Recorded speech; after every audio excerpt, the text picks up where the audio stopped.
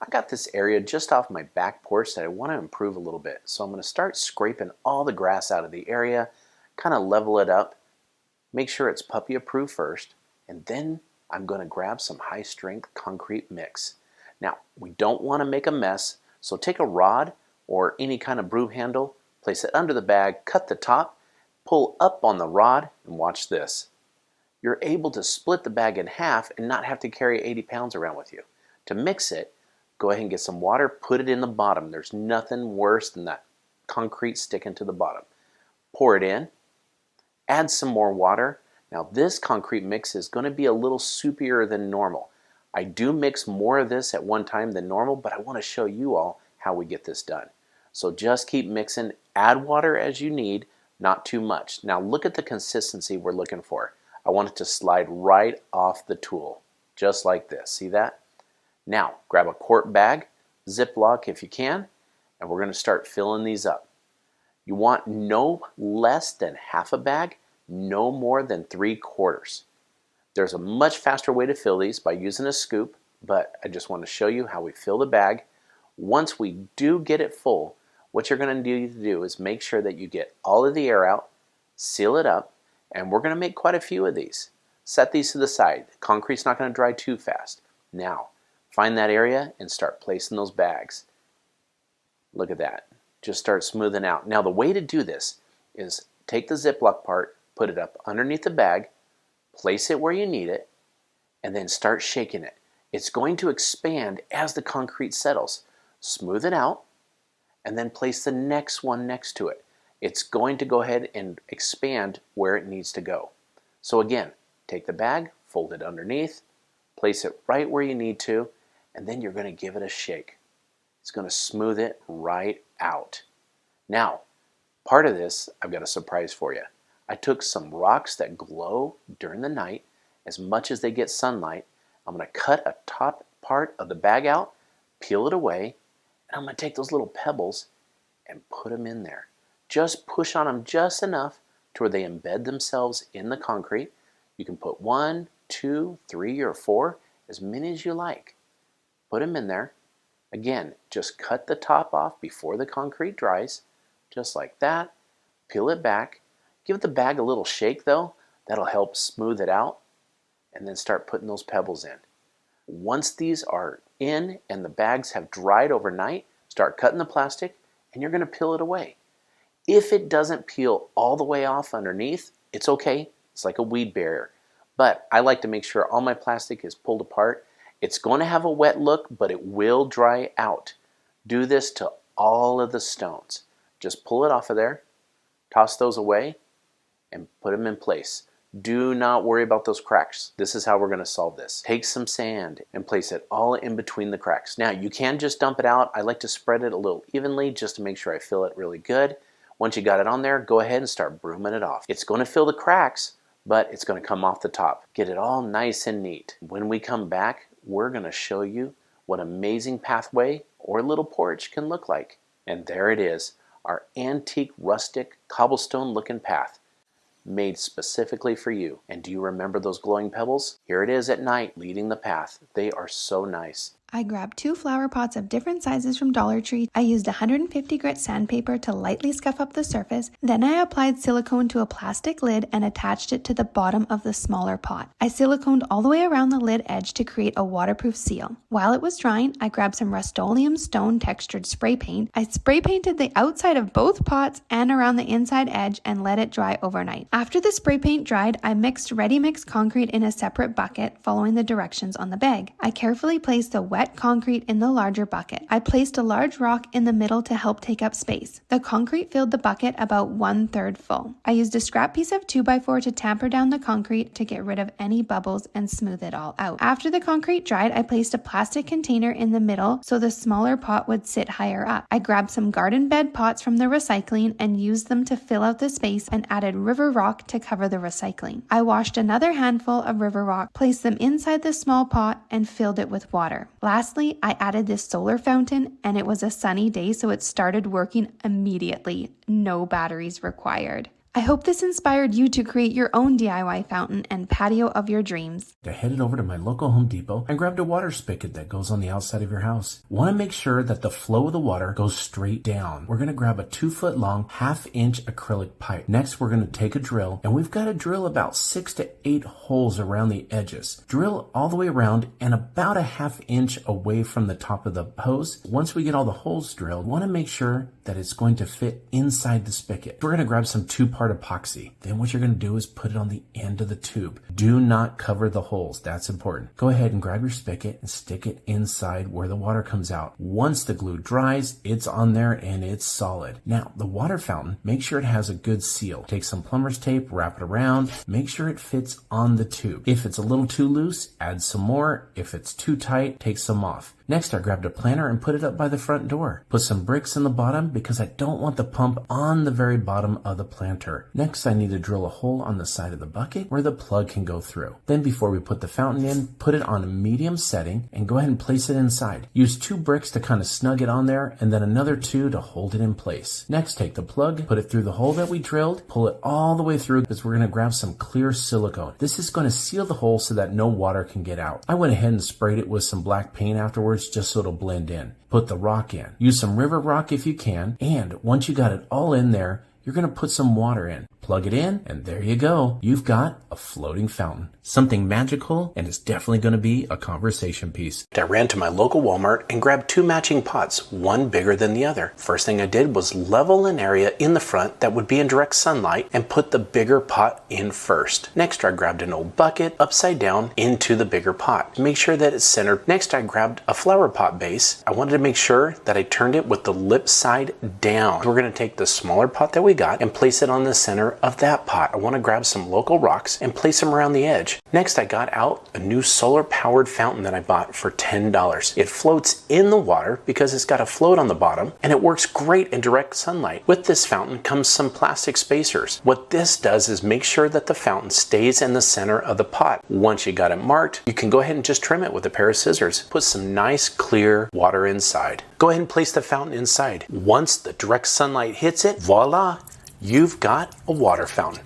The most amazing thing about this is it's solar powered, so you can place it anywhere in your yard that it gets direct sunlight. So for the first step, go ahead and spray paint the planters. You'll need marine epoxy and protective gloves to seal all of the holes in your large planter and let it all dry according to the directions. Next, you're going to need some plastic tubing to drill holes in the small and medium planter only. The largest saucer should have the hole in the middle as well as smaller drainage holes all over the surface. Take your plastic tubing and put it on the top of your fountain pump. Place the pump at the bottom of your planter. Then feed the tubing up through the hole in the large saucer and place that saucer on top. Continue feeding the tubing through the medium planter. Next, add the medium saucer, then the small planter, and finally the small saucer. Cut the excess plastic tubing with sharp scissors. You can easily switch out the top and filler. I'm using rocks as the filler and an old porch light I took apart and repurposed for this fountain.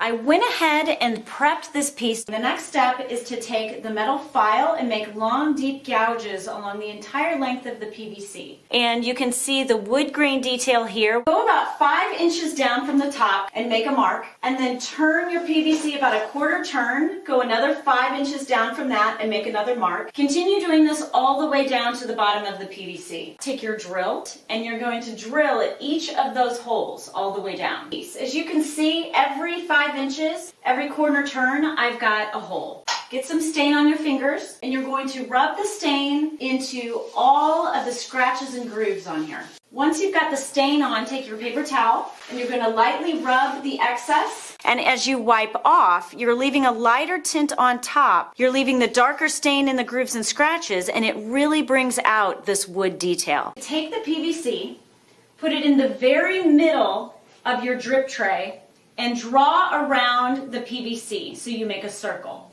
This is going to give us a template to cut out where the PVC is going to fit in. I'll use a box cutter and I'll cut that circle out. So here's what the drip tray is going to look like after you've cut out the circle. We're also going to use the box cutter to make slices in the small cups. So you're going to start with the bottom, you're going to poke through and make several slices in the bottom. Then you're also going to do some triangular cuts along all sides. So here's what a finished one will look like. This is going to help hold the cup inside the PVC, and it's also going to provide some great drainage. So take your larger drill bit, and you're going to put a hole right in the middle here. Then you're going to take your smaller drill bit, and you're going to drill holes all over the surface. This is going to allow the drainage of the water.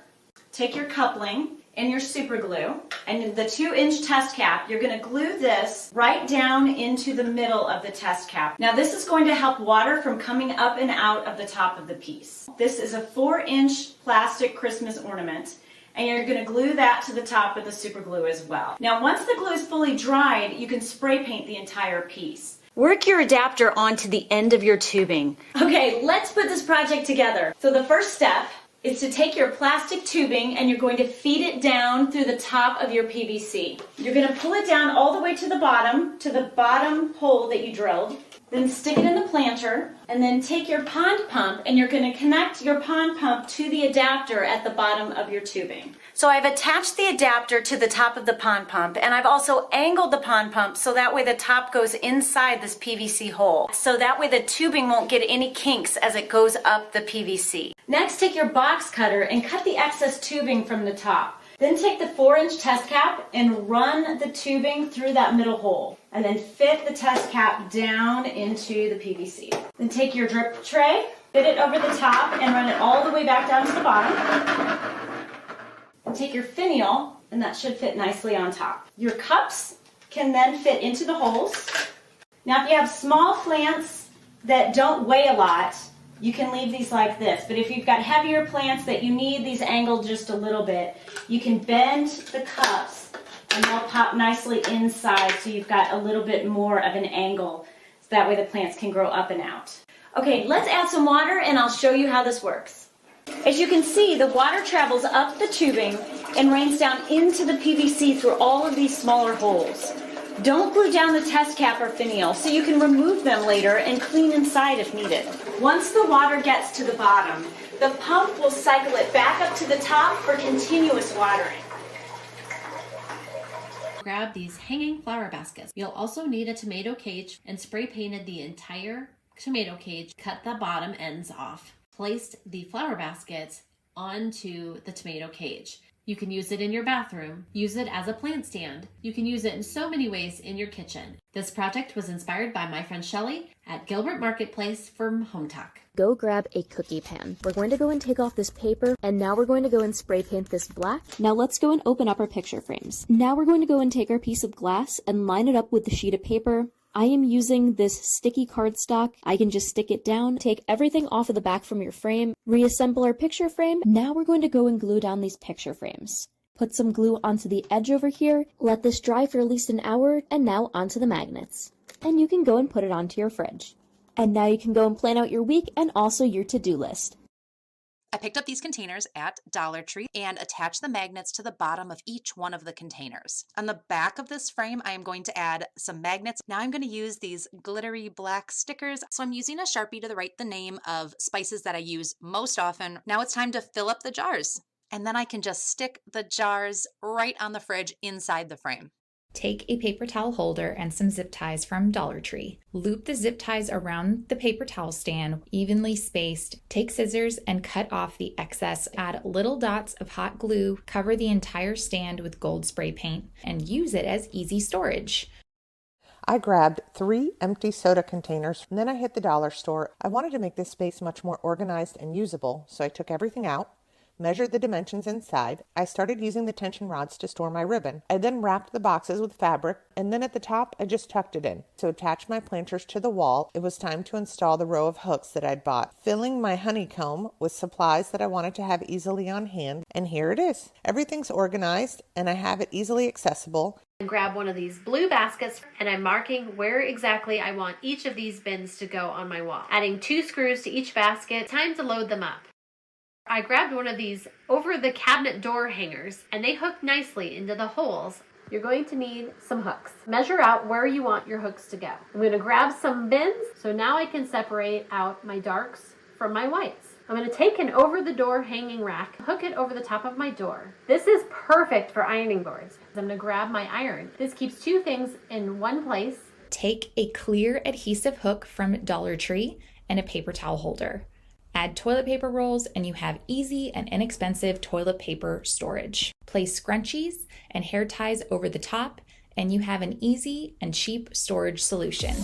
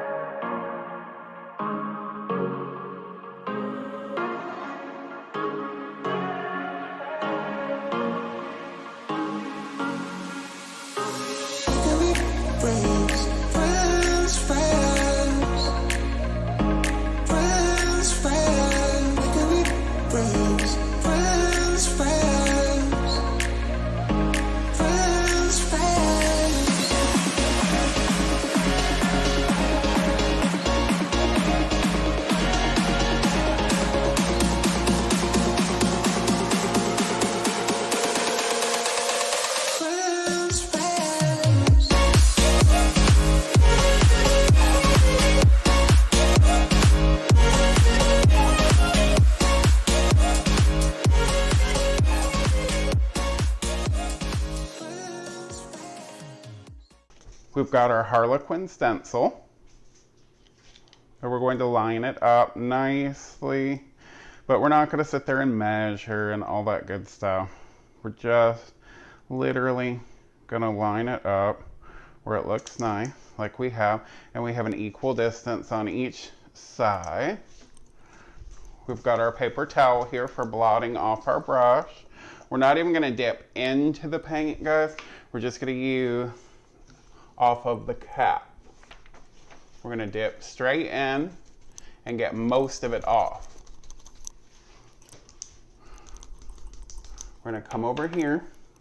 This is very porous, so it's a little bit different than doing a piece of furniture or something. You got to put a little bit more paint on it. Just making sure we don't have too much paint anywhere. Going back over it, see how perfect it comes up. Hook up your stencil to your existing pattern. Hold it down. And like I said, only because we're working with concrete is this going to take more paint. Typically, if I used this much paint, you'd have bleeding on the stencil. But because we're using concrete, that won't be the case. After you've taken the paint off a few times over here on your paper towel, you'll have enough on there where you don't have to keep reapplying. Okay, so we've got our entire background done, encasement, and we've got it all harlequined out, and it looks pretty fantastic to me.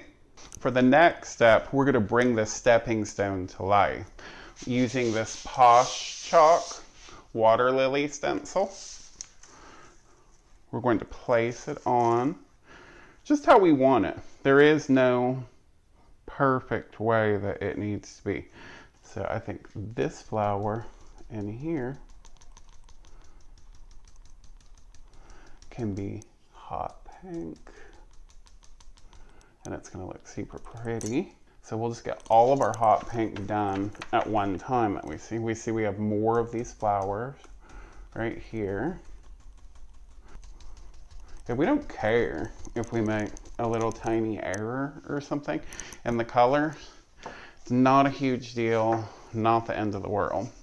And we're gonna use our Fusion Champness. And I think I want these guys to be in this beautiful greenish gray color. We're trying to make this very spring-like, very pretty, and colorful at the same time. So these tulip looking plants right here look pretty cool to do in a soft pink. And then let's start hitting up some of the filigree here, which is supposed to be the stems to the plant. So we'll start hitting some of this up. Most of it done here. And now the magic is revealed because it looks a little bit like a gypsy right now. Lift up. Isn't that stunning? Isn't this stepping stone beautiful? We're creating two more just like it. Thank you guys so much for tuning in tonight, and I'll catch you on the flip side. You know all those lonely donated lampshades? Pick up a matching pair. Pick up a thrifted belt. Run a bead of clear glue around the perimeter. Take the other lampshade, place it on top of the other lampshade, take some jute twine and tie the inner hardware of the two lamps together. Give the connected shades a little shake to make sure they are securely connected. Take the belt and buckle it around the skinny center of the two lampshades. Add a little glue to the loose end of the belt and secure it to the rest of the belt. Find a thin wood circle disc. Paint the edge with some acrylic paint. And peel and stick wallpaper is perfect for this project. Place the wallpaper disc on the lampshade base to create a brand new accent table. Found a filing cabinet on the side of the road for free. I washed it down to remove all the dirt, oil, debris, and dust. Next, I removed all the hardware. We bought 2 stair balsters. We started by measuring them against the filing cabinet. After marking them, we cut them with our saw. My husband pre-drilled the holes in the board and then pre-drilled the center hole. And he used the drill to place the screw through the board to secure the legs into place. We used some putty to cover the screws on the top. We smoothed it out and let it dry overnight. I used my sander to sand down the putty to make it level. After the sanding was done, I wiped down the board with a damp cloth. Painted the filing cabinet with Dixie Belle Slick Stick. I painted the board with Dixie Belle Driftwood paint and let everything dry overnight. I wanted more of a driftwood look. To achieve this look, you start by dry brushing on the white glaze and then wiping with a paper towel as you go. After that dries, you do the same with the brown glaze. I painted the filing cabinet Dixie Belle Blue paint. The hardware that was removed from the filing cabinet, I painted it with a Dixie Belle metallic silver base and top coat. The great thing about this desk is that you can make it right-handed or you can make it left-handed. I'm loving my new DIY table. To start this project, I want to remove everything but the main section of this lamp. I'm going to add the glue to each of the joints and then leave it all to dry. I found these signs at the dollar store. I'm going to add a thinner wood round. A little wood glue will hold this into place perfectly. I'm going to find the middle and use the top of the lamp to trace a little circle. I'm ready to paint. I'm going to use the white chalky paint to cover both the base of the lamp and the wood. I want to attach the wood top to the lamp. The circle that I drew before is going to help me so that the lamp is correctly centered. Add some glue and then I can join them together and it'll be nice and solid. How cute is this little table? It's such a handy little thing to have. I'm going to rip down all the fabric off of my lampshade. So I'm going to take it outside and give it a quick spray paint. And then after that, I decided I needed to spray paint one more thing, and that was a mason jar sealing part of the lid that I'm going to use later on. I'm going to take this wood slice. I'm going to give this a good coat of sealer. I'm also going to do like the live edges. And once that's all sealed, it's going to be time to grab that mason jar lid and drill a tiny hole in the middle. And now it's time to assemble. I have some E6000 industrial glue that I'm putting in the little hole where like a finial for a lamp would go. And that's where I'm going to kind of adhere that mason jar sealer. I'm going to put some more E6000 glue along the rim here. So I'll go ahead and set that down. Got it in place, and now it's time to drill. It's all good. Gonna flip it up, give you a look at it. Thinking if you had a bigger lampshade, this really would make a precious side table. I mean, the possibilities are endless of all the things you could use. The next time you are at a thrift store, pick up some inexpensive wicker baskets. Dip the paintbrush in the paint and then pounce. Take the brush and lightly brush the paint onto the basket in the main direction of the basket weave. This basket finish looks fantastic, styled with flowers or green plants. Take a wicker basket with a very light finish. Spray paint the basket in light layers with an oil-rubbed bronze color. Let the basket dry completely. Paint in light layers. You will notice that the paint dries very fast between layers because there is actually very little paint used. I hope this inspired you to give inexpensive wicker baskets an updated look with paint. So first thing you need to do is find some frames that you like, and you're going to take the glass out. We're going to spray the white vinegar on one side, grab this really cool stuff by Rust-Oleum and go over top. By using your paper towel and dabbing, it's going to create a design. Spray an even coat of the black paint. We're going to put our glass back into the frames. How beautiful is that? It looks like you bought it from an antique store. We're going to head down to Habitat for Humanity. We're going to save this shutter from a drizzly day. Just sand all the edges, so just use some spackle, cover all the holes. I grabbed some gray primer and just started painting. It's always better to do 2 or 3 light coats, and on the top we went to the very middle and we're going to put some hooks. Next, I need to have a whiteboard. I grabbed a little bit of extra epoxy glue that I had laying around, and then I lay it out right underneath where the whiteboard's going to go. Next, I grabbed this little Home Sweet Home bucket that I got, grabbed the pliers, bent the hook, and a little extra of the epoxy that I had, and put it right on the back. That is just going to go ahead and clamp it right there with a clothespin and hold it on. While that's drying, I want to get some twine, so just go ahead and put a knot in it. I'm going to put it through a small clothespin that I picked up at the Dollar Tree. Then I'm going to go ahead and just clip it right onto the shutters. Next, we got to hang the shutter itself, and just look at this amazing project. I can hang my keys, leave notes, and it's got everything I need. First, we're going to spray paint. I'm using Rust-Oleum Satin Heirloom White and Rust-Oleum Stone. We're going to take some painter's tape. You kind of want to rough tear one edge of it. We're gonna put this along the bottom. I'm using a craft paint and I'm just using brushed gold. You kind of want to make it look like the paint is kind of tearing and you can see underneath it. All right, so here's the finished product and I absolutely love how they turned out. So I'm going to begin by pushing my air dry clay into the silicone mold and then evening it out with a rolling pin. Once it's all even, I'm just going to very carefully peel it back, take my X-Acto knife and cut off any messy edges, and I'm going to just go ahead and lay my clay over top of the frame, cutting off the excess. Then I'm going to go ahead and make some more of the frame designs using the different patterns in the silicone mold. Once I've done them all and let them dry overnight, I'm going to come in with some E6000 glue. Once the pieces are dried on the frames, I'm going to go ahead and paint them with this DecoArt metallic gold paint. I'm going to be using this green color here just to give this frame a little depth and dimension. Then I'm going to come in with the shade Worn Penny and I'm going to brush this over top as well. And while these aren't real antique frames, I can take pride in knowing that I made something special with thrifted frames that would otherwise go in a landfill. The first step is just to make sure this is really clean. To start with, I want to use some gold leaf adhesive. I am just going to let this sit for about 20 minutes. Now we're going to get out the gold leaf sheets. Now you want to use a tweezer and a dry paintbrush with this. As I'm going along, I'm going to use the paintbrush and it's going to pull away any of the excess. And then we're ready to move on to the next step. Now we're going to add some paint, but we're going to paint the inside of this vase. And it has the look of a white ceramic vase with a beautiful antiqued kind of rustic gold finish at the top.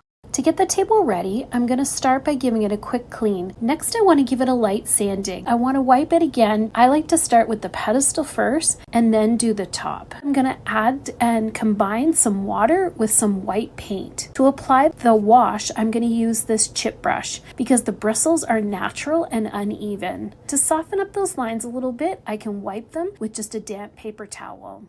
I absolutely love how...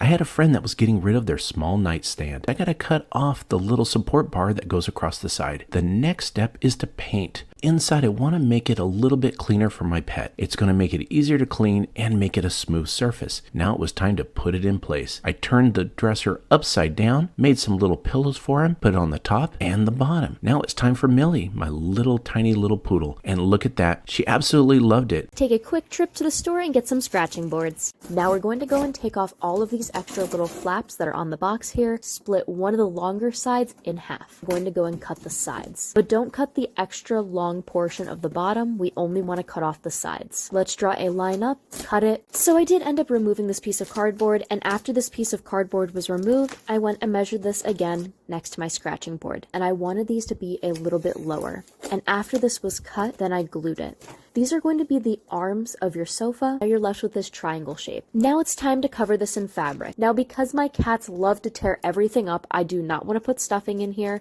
so I'm using an old frayed up towel. At the bottom, just a little bit more hot glue to go and hold this in place. Now we can go and slide our scratching board into place. And now we can just go and give this to our little cat friend. Both of my cats were pretty interested in it. Get a basket. I grabbed a scrap piece of wood and grabbed 2 inexpensive brackets. And we're going to go ahead and put the basket on. I went ahead and had a couple extra screws. What I'm going to do is drill through those and just go ahead and put them right back on. Was grab 2 pieces of my favorite fabric. Then I grabbed a 3-inch square piece of paper and used that to cut the perfect strip out. I'm going to cut strips around all 4 sides. I'm going to start tying them together. Next, I'm going to take some polyfill and go ahead and stuff the pillow. Double knot it if you need to. Next, it's time to install the shelf. Go ahead and put that pillow that we made on there and watch this. Bucky just absolutely loved it. He gets to watch the kids playing outside. Seems like I'm always cleaning up the floor after my dogs get a drink. Here are 3 projects to help eliminate the constant need to wipe up the floor. First, you want to take a plastic plant saucer and some jute rope. Hot glue the rope to the edge of the saucer, beginning at the bottom. Then you just want to go around and around the bottom of the saucer. Cut it off and then glue in place. Now you want to add a water bowl to the saucer and a few non-poisonous plants. Make sure they are non-toxic to your dog. Then you want to add decorative stones. Now fill with fresh water and your doggies have a very pretty place to drink. Lottie loves it. Next, using a pedestal planter, remove the plants and add a water bowl that fits right inside the planter. And now you have a bowl that is at the right height for your dog. You want to take a water bottle. I drilled holes all the way around the bottom of the bottle using a small bit. Using a large saucer, you want to put the bottle in the middle, hold it down, and add fresh water. The water from the bottle will constantly fill the water dish. Now all you have to do is fill the water bottle. Anyone else love their cat but hate the litter box in the corner of the room? I have a solution for you. First stop was Home Depot. Next, I hopped on over to Michael's and I grabbed some floral foam, some fake moss, and some fake plants. First, you're going to want to draw a hole that's big enough for your cat to climb into. Next, grab a wood burner tool and begin tracing the outline. You're definitely going to want to put something over your mouth so you don't breathe in the fumes of the melting plastics. A combination of the wood burner tool and some scissors is really going to get this hole to open up. Once it's open, begin sanding. I used a combination of a metal file, a piece of sandpaper, and some scissors. Remove the bottom of the plastic terracotta pot and add a plastic bag into it. Next, add some kitty litter and place it back into the plastic pot. Add the plastic saucer to the top and begin gluing the floral foam. Add some moss and begin adding your greenery. And there you have it. Jerry loves it. He instantly climbed in and was right at home. To change the litter, remove the top, and you can easily remove the plastic bag and change the kitty litter. You can also add a blanket in the bottom, and it's a perfect little cat house. I'm going to take these 2 empty plastic water bottles and I'm going to remove the caps. I don't need those. And I'm going to take a sharp instrument. This is just a crafting tool. And I'm just going to poke a hole into the plastic water bottle and flip it over and do one on the other side. Then I'm going to take a yarn needle and using some embroidery thread. And then I'm going to take the needle and I'm going to push it through one of the holes and pull it back out the other hole. And then On the same string, I'm going to do it again through the other bottle, and now I have both these water bottles on the same line of string. This old shelf that I had, and I painted it, and then I just let that dry. So I came in with these scrap 2x4 pieces. Once all my pieces were dry, I placed my 2x4s on top. Holding it, I flipped it over, and then from the back side, using a drill, I drilled in 2-inch screws, and then I came in with these brackets. Take these water bottles, and I'm going to attach the string to the top of my brackets. So I did cut out a decal with my Cricut cutting machine, and we are going to show Zoe how this works. And so all she has to do is kind of come over and bite the water balls or flip them and try and get the treats out.